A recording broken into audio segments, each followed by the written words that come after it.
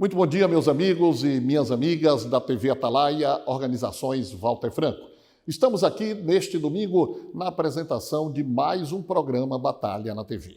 Olha, temos dois assuntos interessantes no programa de hoje.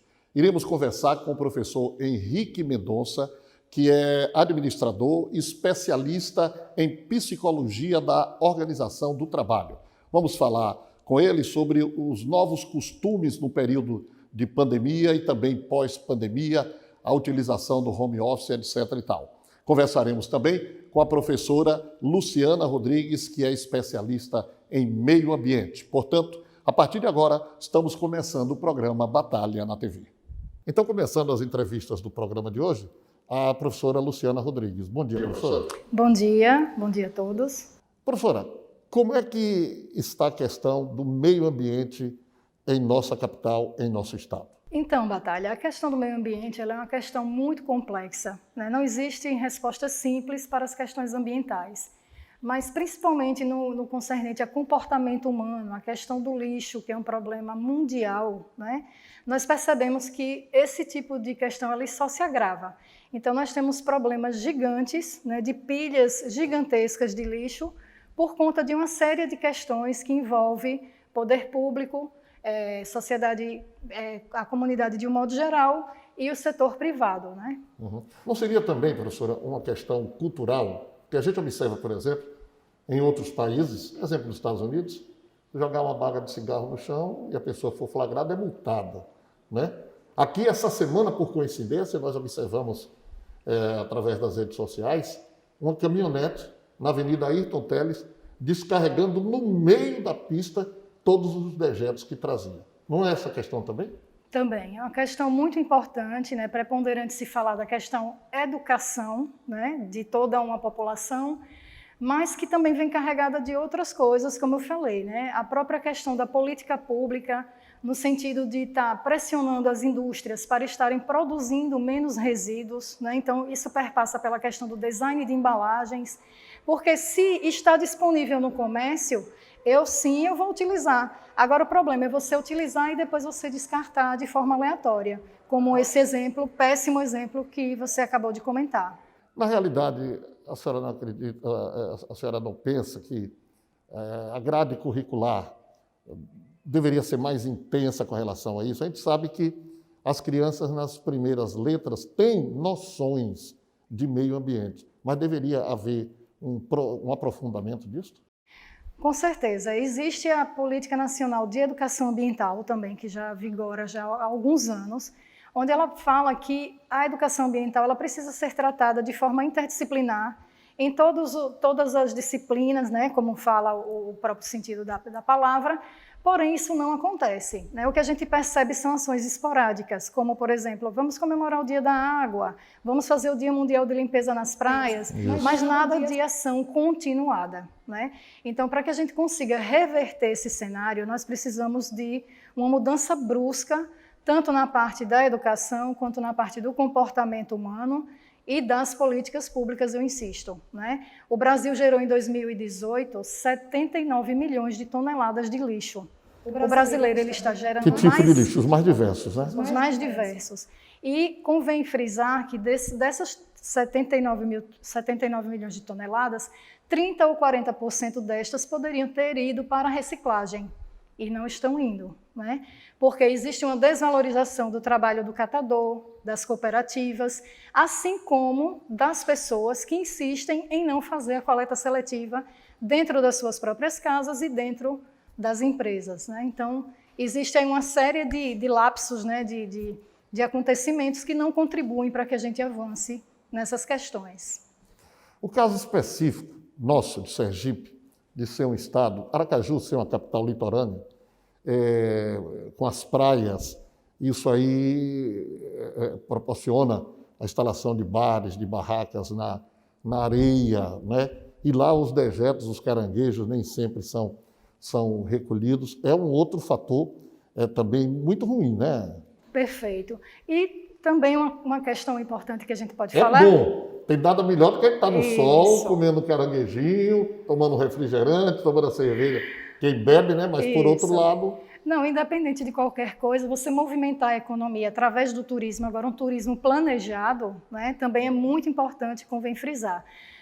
O nosso litoral lindíssimo, né, vem sofrendo também com a questão do lixo, inclusive no feriado de 7 de setembro, apesar da não abertura dos bares e restaurantes, mas os ambulantes estavam nas praias, os barzinhos estavam abertos nas praias, e na terça-feira eu tive a oportunidade de presenciar a praia cheia de lixo. Mas a prefeitura recolhe depois que a maré já subiu e já desceu e já levou boa parte desse resíduo para o mar. Então, existe também essa questão gravíssima, né, desses resíduos na praia, principalmente resíduo plástico, e temos um outro fator que é a casca do coco. Consumimos muito coco, né, graças a Deus, um produto natural em abundância, mas a casca se tornou um problema. Por quê? Porque as prefeituras não têm um plano de gerenciamento de resíduos, que está descrito na lei, na Política Nacional de Resíduos Sólidos, 12.305 de 2010, e no seu artigo 9º ela fala que o gerenciamento de resíduos ele perpassa pela não geração, pela redução desses resíduos e pela destinação mais adequada. Ou seja, você pensar no lixo como algo mais complexo e que você pode estar destinando para a produção de energia, né? Destinando para a reciclagem e mandar para o aterro apenas o que realmente é lixo. Via de regra, esse é um ponto também que, pelo menos até pouco tempo, os governantes não se preocupavam, né? Hoje ainda existem aí aterros sanitários, por exemplo, aqui tem um enorme aterro que vai para a região de Ribeirópolis ali, né? É algo horrível. Aqui em Aracaju, somente há 5, 6 anos atrás, é que foi desativado o lixão da Terradura, indo para a estação de transbordo e daí para a reciclagem, etc. Então, esse é o outro problema. Né? Veja, dentro da Política Nacional de Resíduos Sólidos, como eu havia comentado, em 2010 já era estabelecido o final dos lixões, a extinção dos lixões. Você bem comentou que há 6 anos Aracaju não tem mais. Itabaiana estava jogando seus resíduos em Ribeirópolis. Foi fechado, né? Enfim, mas no Brasil ainda existem mais de 3.000 lixões. Mesmo 10 anos após a política, né, ainda existem mais de 3.000 lixões e que foi prorrogado para 2023. E aí vem o marco legal do saneamento básico, né, para a universalização dos serviços e que joga toda a responsabilidade dos esgotos de tratamento para 2033. Então, a gente percebe uma negligência com relação aos assuntos ambientais, que são assuntos de saúde pública. Né, As construções, por exemplo, até mesmo em locais tipo chamados assim, Zona Sul, né, zona que tem uma condição de vida outra, ainda existem construções sem o devido saneamento. Perfeito. Que é um verdadeiro absurdo. Exatamente. Com aquela velha conexão direto para um rio, para um córrego. Isso, exatamente. Porque incide no pagamento de taxa de esgoto. Não é? Eu pago taxa de esgoto, né? Muita gente paga. Nós pagamos, um verdadeiro absurdo. 80% em cima da conta do valor de água. Tudo bem, agora desde que seja tratado. E tem muitas construções realmente que ainda negligenciam. Né? Então, é aquela história do velho jeitinho, né? Que, como você bem colocou lá no início, é de comportamento humano, essa cultura de eu vou tirar o problema da minha vista e depois quem quiser que resolva. Não é? Então, outro ditado popular, empurrar o lixo para debaixo do tapete. Exato. E aí me permita aí, só pegando essa parte da construção, como a gente observa esses pontos viciados de lixo em toda Aracaju. Aqui mesmo ao lado nós temos um que a prefeitura recolheu na segunda, na terça já está cheio novamente. Verdade, isso é verdade. E aí as pessoas apontam para o carroceiro.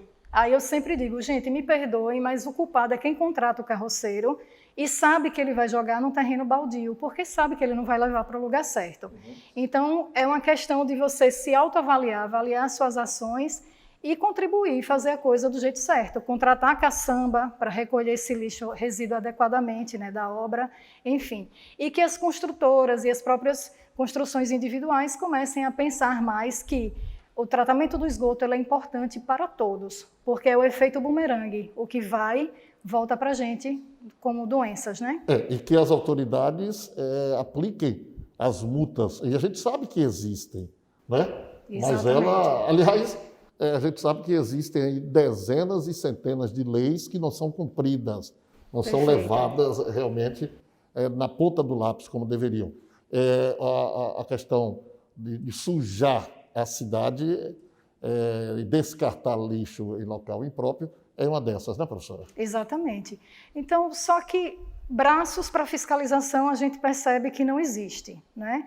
Então, eu penso que deveria se existir realmente eram atitudes efetivas e a partir do momento em que o gestor público entender que o lixo ele precisa ser tratado de forma adequada, planejada e não só pensar no recolhimento e destinação, isso é básico. Recolher e destinar é básico. Gerir o lixo é outra coisa totalmente diferente. É pensar em todos esses problemas de forma integrada. Certo. O que sugerir para gerir bem o lixo?